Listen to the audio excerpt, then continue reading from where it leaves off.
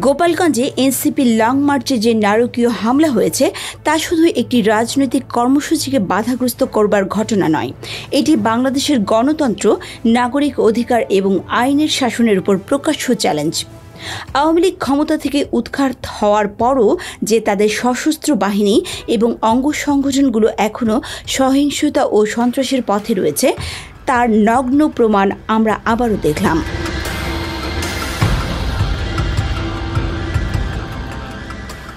আরও গভীর উদ্বেগের বিষয় হলো এই আক্রমণের কেন্দ্রস্থল গোপালগঞ্জ। প্রশ্ন উঠেছে, গোপালগঞ্জ কি বাংলাদেশের বাইরে কোনো স্বাধীন ভূখণ্ড? সেখানে কি এখন আর দেশের প্রচলিত আইন চলে না?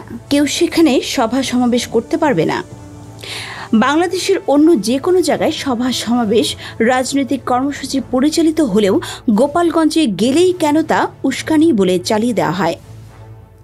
আওয়ামী লীগ দীর্ঘদিন ধরে গোপালগঞ্জকে তাদের ব্যক্তিগত জমিদারির মতো ব্যবহার করে এসেছে, কিন্তু জুলাই বিপ্লবের মাধ্যমে দেশের জনগণ সেই দুঃস্বপ্নের শাসনের অবসান ঘটিয়েছে।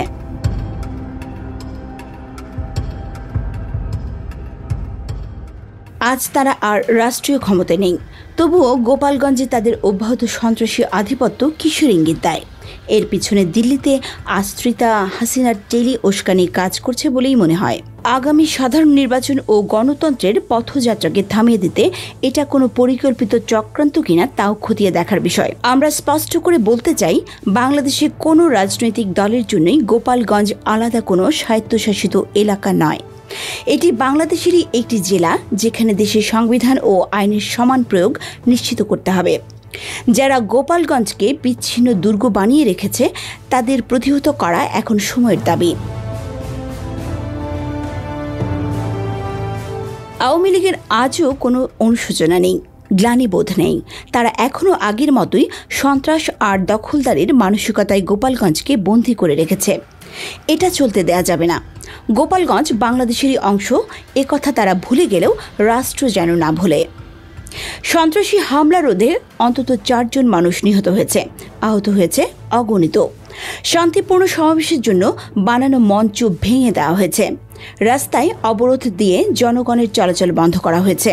ফেরার পথে নিরস্ত্র এনসিপি নেতাকর্মীদের গাড়ি বহরে সশস্ত্র হামলা চালিয়ে ঢাকায় ফিরতে বাধা দেওয়া হয়েছে।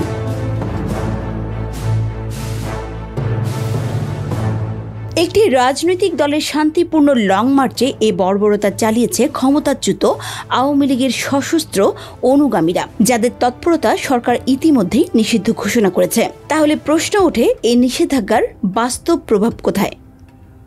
প্রশাসন কি শুধু দেখেই যাবে? পূর্বঘোষিত কর্মসূচিকে নির্বিঘ্ন করার ব্যাপারে পুলিশের নিষ্ক্রিয় ভূমিকার অভিযোগ উঠেছে। বর্তমান সরকারকে এ বিষয়ে কঠোর অবস্থান নিতে হবে। যারা আজকের হামলার সঙ্গে জড়িত তাদের দ্রুত গ্রেফতার করে দৃষ্টান্তমূলক শাস্তির আওতায় আনতে হবে। আইনশৃঙ্খলা বাহিনীকে কঠোর নির্দেশ দিতে হবে যেন গোপালগঞ্জে আর কেউ রাজনৈতিক কর্মসূচি পালনে বাধা দিতে না পারে।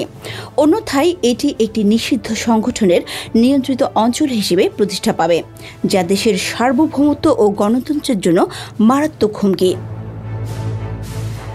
সম্পাদক, প্রতিদিনের বাংলাদেশ ও বিএনপির চেয়ারপারসনের সাবেক প্রেস সচিব মারুফ কামাল খান। প্রতিবেদনে ছিলেন মিতু রোকায়া, কণ্ঠে আফনান পারলি, ওয়ার্ল্ড ভিউজ।